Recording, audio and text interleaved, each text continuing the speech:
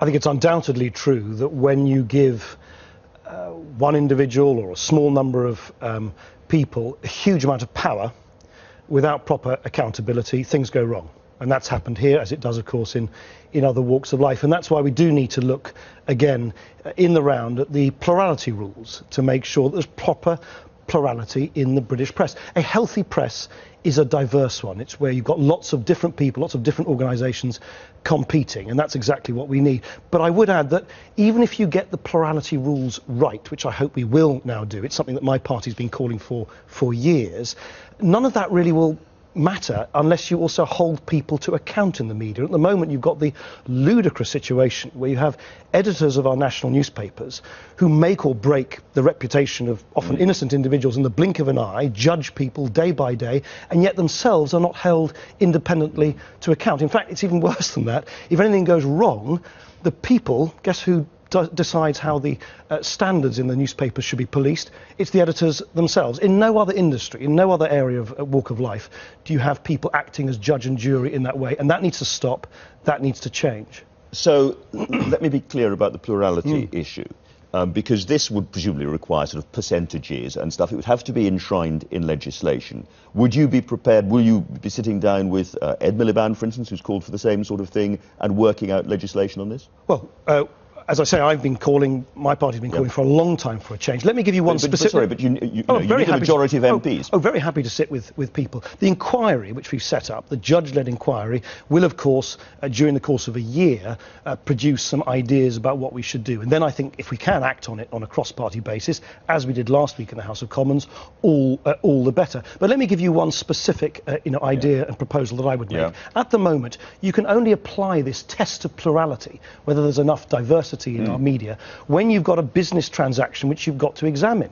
I don't see why that test isn't applied all the time, because there might be changes in the way in which the media operates, which means that one media organisation, just through natural growth, gets bigger and bigger and bigger. And yet at the moment, the plurality test can't be applied in those circumstances. Can I just stop you there? Because that presumably would mean that if a newspaper became more and more successful because it was a good newspaper, it could suddenly be too successful. Well, I think the main focus is, as you say, on cross-media ownership, and with the new media that are growing up and developing, that is what you need to look at. That's exactly what the inquiry will do. But I think that the point I'm trying to make is that whether it's the fitness and properness test, whether it's the plurality test, it's being applied at the moment in a very snapshot way, and I think we need to look at the way in which concentrations of power might actually evolve over time. Oh yes, I think a lot of good can come out of this, actually, if we are brave enough to look at the rules on competition, on plurality, on who's fit and proper to run our media organisations, look at it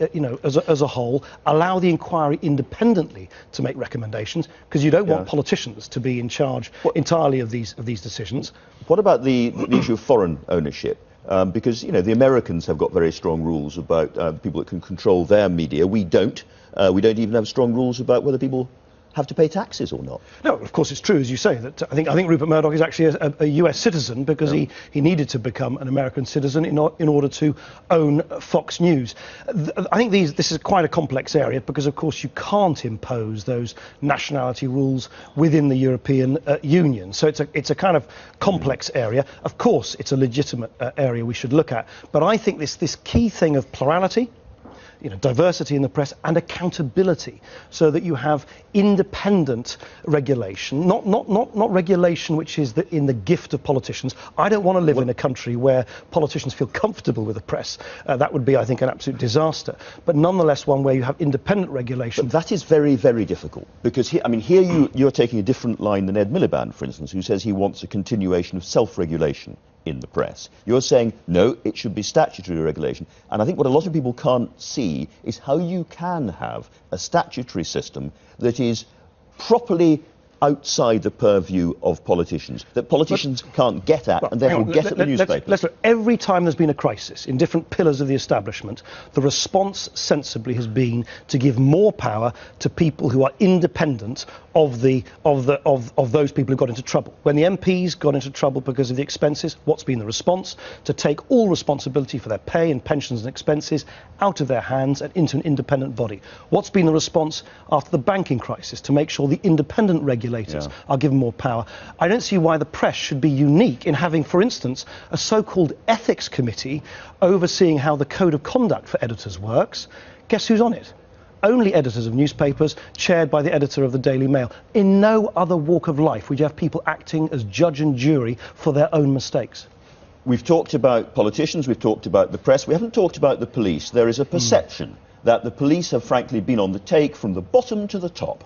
Are you worried about that? For instance, the sort of I'm very, Stevenson of course, story? I'm incredibly worried about that. I mean, I have to say, I think from the public's point of view, the fact that the public, their cynicism in politicians or the press might have deepened is perhaps not entirely surprising. I think when the public starts losing faith in the police, it's altogether much more serious, and we really are in, some trouble. And that's why I think it's very important that the Commissioner should answer the questions which have been put to him by the Home Secretary and answer them very fully.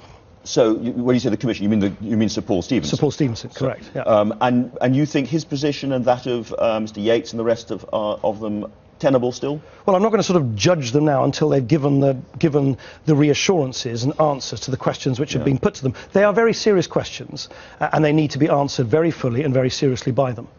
Let me just turn to a bit of general politics, if I may. The coalition has had a rough week or so, a rough few weeks on all of this. Yes, the Liberal Democrats were protesting about Rupert Murdoch and so on in the old days, partly because he were too small a party for them to court, I suspect.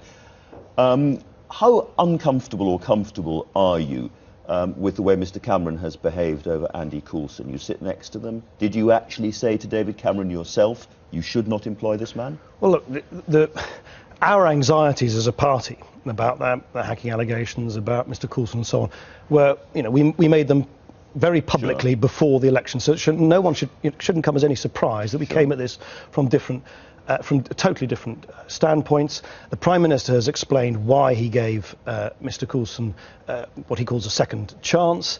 Of course, we did discuss it. Of course, we did. So you said to him, did you say to him, well, you should not employ If you don't mind, I'm not going to give you an ad verbatim account, not least because I can't remember word for word the conversation. But of course it was raised because this was something which was an issue which we raised very publicly before. Raised by you, though? Of course, of course. Yes, David Cameron and I spoke about it, of course, given everything that we'd said before the election. But at the end of the day, it was his decision, it was his appointment, and he's been very clear that it was his appointment alone, and he's explained the reasons why he made that appointment. And you got the impression that he was just not going to flinch on this one. It was a personal matter, and he wasn't going to allow you to. Well, I can't add anything more to what he has said, which is he's explained why he appointed Andy Coulson and the circumstances in which he did it.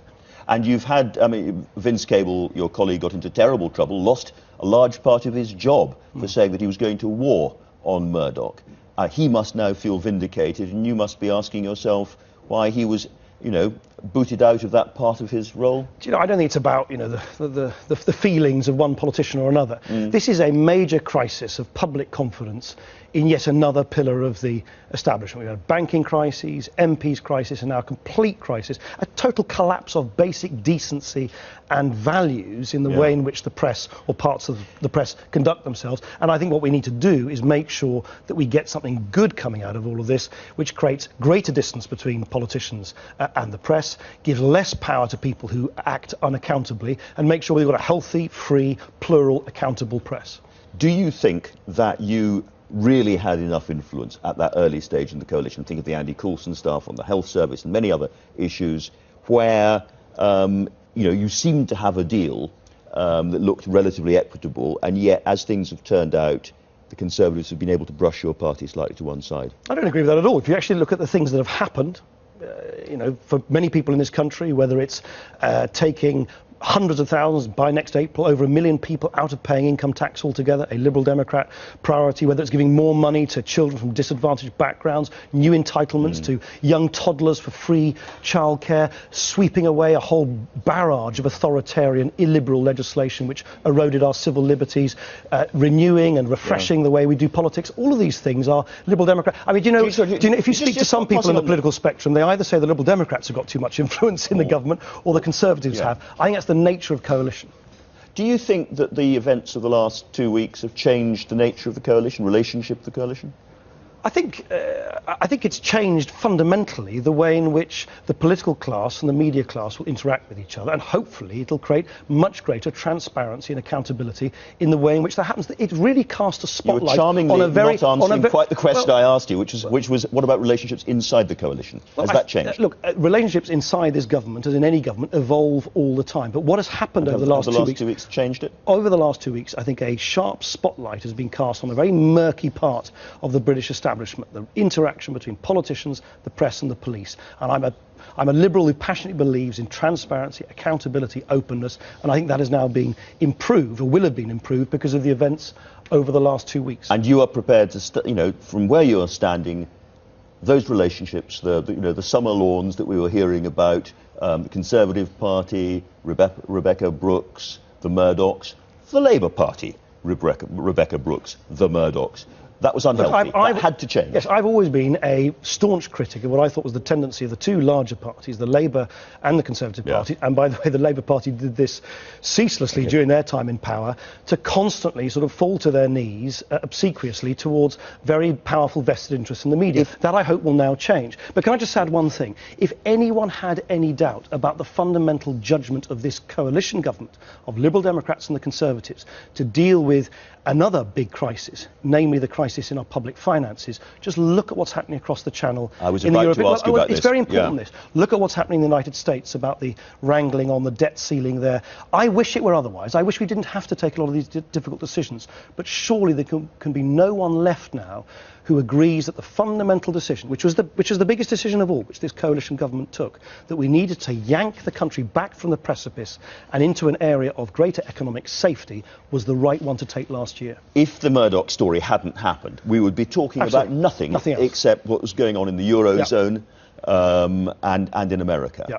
How worried are you that we are on the edge of another really serious world financial crisis? I'm incredibly worried. I think the gravity of the uncertainty in the United States, which is basically a product of political gridlock, and the growing fiscal crisis, sovereign debt crisis in the Eurozone, is immensely, immensely serious. And if anyone thinks that somehow we can turn our back on it and sort of wash our hands of it and somehow say, oh, well, there by the grace of God go we, I think is mistaken. This has a direct impact on British jobs, on the livelihoods of millions of people in this country. And that's why I believe we should play an active role behind the scenes, even though we're not a member of the Eurozone, to help Eurozone members make the reforms necessary to create a strong, prosperous Eurozone in the future. Without persuading every viewer to go off and top themselves, it's worse than that, however, is it not? The Office of Budget Responsibility report, talking about the ageing population and so on, looks ahead to an era of 20, 30, 40 years of either considerably higher taxes or a smaller state, considerably smaller state, or both, if we're going to be able to pay our bills. Well, that's why, much though I know many of the decisions we've taken over the last year are unpopular, I passionately believe they're being taken to address very long-term problems. It's quite unusual, this. Usually governments duck long-term problems, whether it's pensions, whether it's how we fund